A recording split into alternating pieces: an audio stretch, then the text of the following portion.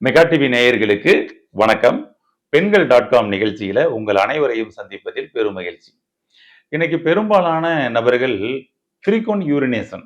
ஐயோ, நைட்டு ஃபுல்லா தூங்கவே முடியலங்க. நைட்டு மட்டுமே ஒரு 20 டயம் எந்திரிக்கிறேங்க யூரினுக்காக அப்படின்றது இன்னைக்கு பல பேரோட அவஸ்தையான ஒரு நிலையா இருக்குது. இது சர்க்கரை நோயாளிகளுக்கும் ஏற்படுது, சர்க்கரை இல்லாதவர்களுக்கும் இன்னைக்கு ஏற்படுது. ஏன்னா சர்க்கரை நோயாளிகளுக்கு ஃப்ரீக்வென்ட் யூரினேஷன் அப்படின்றது ஒரு இயல்பான ஒரு விஷயமாயி போச்சு. ஏன் அப்படின்னா, பொதுவா சர்க்கரை நோய்னா என்ன? நீரிழிவு நோய். நீரிழிவு. அதன் வழியாக சர்க்கரைய வெளியேத்தக்கூடிய ஒரு வேலைய நம்ம உடம்பு பண்ணும். அதான் ஒரு விஷயம். ஆனா நம்ம அதையுமே கட்டுப்படுத்தணும் அப்படின்ட்டு தான் நம்ம முயற்சி பண்ணியிருக்கிறோம், ஆரம்ப கட்டத்துல. ஆமா. அதுக்காக ரொம்ப அதிகமாவும் நம்ம அது வழியா போகக்கூடாது. ஃப்ரீக்வென்ட் யூரினேஷன் சர்க்கரை நோயாளிகளுக்கு ஏற்படுதுன்னா, அது ஒரு மிக முக்கியமான ஒரு காரணம் தான். ஓகேங்களா? ஆனா, அ சர்க்கரை கிடையாதுங்க. இருந்தாலும் எனக்கு பார்த்தீங்கன்னா, ஃப்ரீக்வென்ட் யூரினேஷன் போய்க்கிட்டு இருக்குதுங்க. அப்படின்றதும் பல பேரோட நிலையா இருக்கு. இப்ப இதற்கெல்லாம் காரணம் தான் என்ன? இதுக்கு ஏதாவது ஈஸியான ஒரு ஹோம் ரெமெடி இருக்குமா? வீட்லயே ஏதாவது பண்ணி, இந்த சர்க்கரை நோயினால வரக்கூடிய ஃப்ரீக்வென்ட் யூரினேஷனா இருந்தாலும் சரி, அது இல்லாம வரக்கூடிய ஃப்ரீக்வென்ட் யூரினேஷனா இருந்தாலும் சரி, கட்டுப்படுத்த முடியுமா அப்படின்னா, நிச்சயமாக கட்டுப்படுத்த முடியும். பொதுவாக இந்த மாரி ஃப்ரீக்வென்ட் யூரினேஷன் வருகுது அப்படின்னா, என்னவெல்லாம் காரணமா இருக்கும்னா, ஃபர்ஸ்ட் விஷயம் உங்களுடைய யூரினரி பிளேடர் வீக்கா இருக்குன்னு அர்த்தம். இந்த யூரினரி பிளேடர் வீக்கா இருந்தா தான் உங்களுக்கு இந்த ஃப்ரீக்வென்ட் யூரினேஷன் அப்படின்றது ஏற்படும். 1. அடுத்தது உங்களுக்கு பிளேடர்ல அல்லது யூரிட்டர்ல ஏதாவது உங்களுக்கு இன்ஃபெக்ஷன் இருந்தால், அதனாலயும் ஃப்ரீக்வென்ட் யூரினேஷன் வருவதற்கான வாய்ப்புகள் இருக்குது. ஏன் அப்படின்னா, உங்களுக்கு அந்த இடத்துல ஒரு இன்ஃபெக்ஷன் ஆயிருக்குது. அங்க ஒரு பாக்டீரியா இருக்குது அப்படின்னா, உடம்பு உடனே சொல்லும். "அத முதல்ல வெளியேத்துப்பா." ஏன்னா, இன்னும் நீர் தேக்கம் அங்க தேங்கி இருந்தா, அது இன்னும் அதிகமா வளரும். அது நமக்கு ஒரு பெரிய ப்ராப்ளமா வந்துரும் அப்படின்றதுக்காக, உடனே அந்த அந்த பிளேடர கிளீன் பண்ணி வைக்கக்கூடிய ஒரு வேலைய உடம்பு பண்ணும். அப்ப அந்த சமயத்துல அவர்களுக்கு அடிக்கடி சிறுநீர் கழித்தல் அப்படின்றது வரும். 1. அதேபோல பாருங்க, யாராவது மாத்திரைகள் எடுத்துக் கொண்டிருக்கக்கூடிய நபர், திடீர்னு பார்த்தீங்கன்னா, மாத்திரை மாத்தி எடுக்க வேண்டிய ஒரு சிச்சுவேஷன் வந்திருக்கலாம். ஓகேங்களா? இப்ப உங்களுக்கு நல்லாவே மாறுதல் ஏற்பட்டிருக்குது. அதனால வேற சில மெடிசின் மாத்தி தரேன் அப்படின்னு சொல்லிட்டு அடுத்த மெடிசின்ஸ் ஏதாவது மாத்தி தந்திருக்கலாம். அப்ப நம்ம அத எடுத்திருப்போம். கரெக்ட்டா அப்ப இருந்து இந்த ஃப்ரீக்வென்ட் யூரினேஷன் அப்படின்ற ஒரு பிரச்சனை உங்களுக்கு வந்திருக்கும். நீங்க நல்லா யோசிச்சு பாருங்க. இந்த மாரி அடிக்கடி சிறுநீர் போனது எப்ப இருந்து ஆரம்பிச்சுன்னு யோசிச்சு பாருங்க. அந்த கட்டத்துல ஏதாவது மெடிசின் மாத்தி குடுத்துருக்காங்களா? ஓகேங்களா? அப்படின்றத கொஞ்சம் எடுத்து பாருங்க. அப்ப நீங்க அப்படியே அந்த மருத்துவர்ட்ட சொல்லி, இந்த மாரி ஏற்கனவே சாப்பிட்டுக்கிட்டு இருந்த மெடிசின் எடுக்கப்படும் பொழுது எனக்கு ஃப்ரீக்வென்ட் யூரினேஷன் இல்ல.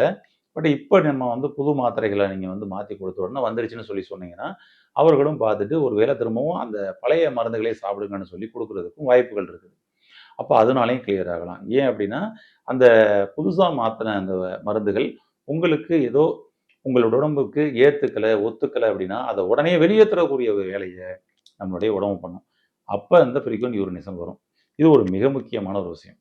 கிட்னில இன்ஃபெக்ஷனோ, யூரிட்டர்ல இன்ஃபெக்ஷனோ, யூரினரி பிளேடர்ல இன்ஃபெக்ஷனோ ஏற்பட்டால், அதுவும் நமக்கு இந்த ஃப்ரீக்வென்ட் யூரினேஷன் அப்படின்றது ஏற்பட ஆரம்பிக்கும்.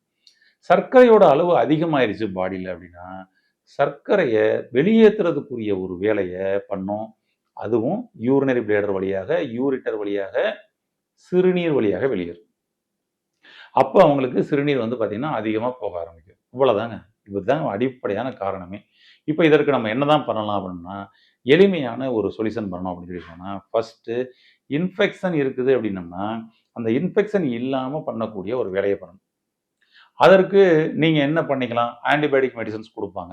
அது மாரி மருத்துவர்கள் குடுத்துருக்காங்கன்னா எடுக்கலாம். ஆனா மாத்திரையே இல்லாம நான் சரி பண்ணணும்னு நீங்க நெனச்சீங்கன்னா, அந்த இன்ஃபெக்ஷன போக்குறதுக்கு ஒரு அருமையான அருமருந்துனா, அதுக்கு குர்குமின் தாங்க. மஞ்சள் பொடி, அ அதுல இருக்கக்கூடிய குர்குமின்ற எக்ஸ்ட்ராக்ட். இன்னைக்கு குர்குமின் உங்களுக்கு அவைலபிலிட்டி இருக்கு. எல்லா இடங்கள்லயும் இன்னைக்கு கிடைக்கும். நம்மகிட்டயே கூட குர்குமின் லிக்விடாவே குடுக்குறோம். சும்மா ஒரு 1/4 டம்ளர் தண்ணீல ஒரு 5 சொட்டு விட்டு சாப்பிட்டாலே போதும்.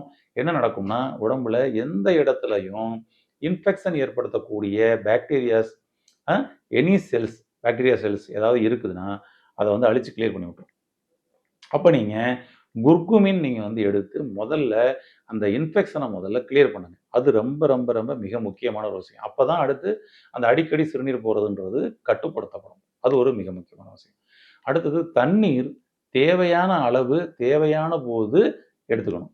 ஆனா, நம்ம என்ன பண்ணிடுவோம்னா, அ தாகம் எப்பயாவது லைட்டா எடுத்துச்சுன்னா, அந்த சமயத்துல நல்லா 1 லிட்டர் தண்ணிய கட கட கடன்னு குடிச்சிடணும். அதுக்கப்புறம் அப்படியே விட்டுர்றோம். திரும்ப இடையில சின்ன சின்ன தாகம் வந்துச்சுன்னா கூட அதை நம்ம வந்து அவாய்ட் பண்ணிட்டு அடுத்து போயிடும். அதாவது ஒரே சமயத்துல மொத்தமா தண்ணி எடுத்துக்கிறோம். தேவையான போதுல நம்ம எடுக்காம விட்டுறோம்னு சொல்லி சொல்றேன். அப்போ உங்களுக்கு தாகம் எடுக்கப்படும் பொழுது, தாகத்திற்கு தகுந்த அளவு நம்ம குடிக்கணும். இது எப்படி நமக்கு இந்த அளவு தெரியும் அப்படின்னா, குறிப்பாக தண்ணீர் குடிக்கப்படும் பொழுது நின்றுகிட்டு குடிக்கக்கூடாது. நின்னுகிட்டு குடிக்கக்கூடாது. உட்கார்ந்துகிட்டு தான் குடிக்கணும். அடுத்தது நீரை கடி அப்படின்னாங்க. ஏன்னா, நீர வந்து எப்படி சாப்பிடணும்? நீர நான் என்ன பண்ணிக்கிறோம்னா, குடிச்சுக்கிட்டு தான் இருக்கிறோம்.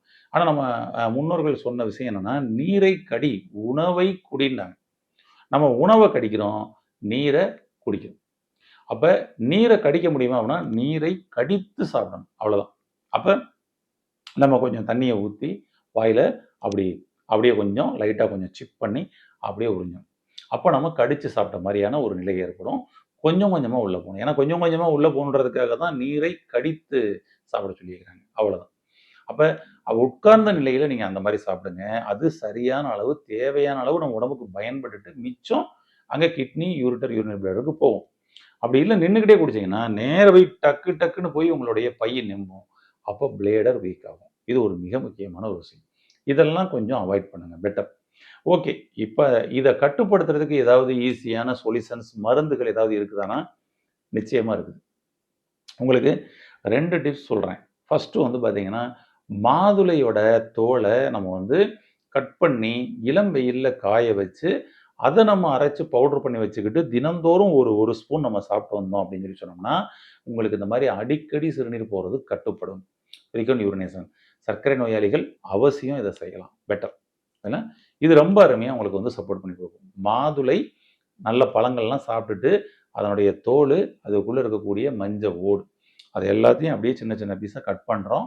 இளம் வெயில்ல காய போடுறோம். காய போட்டுட்டு எடுத்து மிக்ஸியில வச்சு அரைச்சு, ஒரு டப்பால பவுடர் ஃபார்ம்ல வச்சுக்கிறோம். நமக்கு காலை வேளையில ஒரு 1 ஸ்பூன் வந்து எடுத்துக்கிட்டே வர்றோம். அவ்வளோதாங்க. ரொம்ப சிம்பிள் வே. ஈஸியா இருக்கும்னு நெனைக்கிறேன். கடைபிடிச்சுட்டு சொல்லுங்க.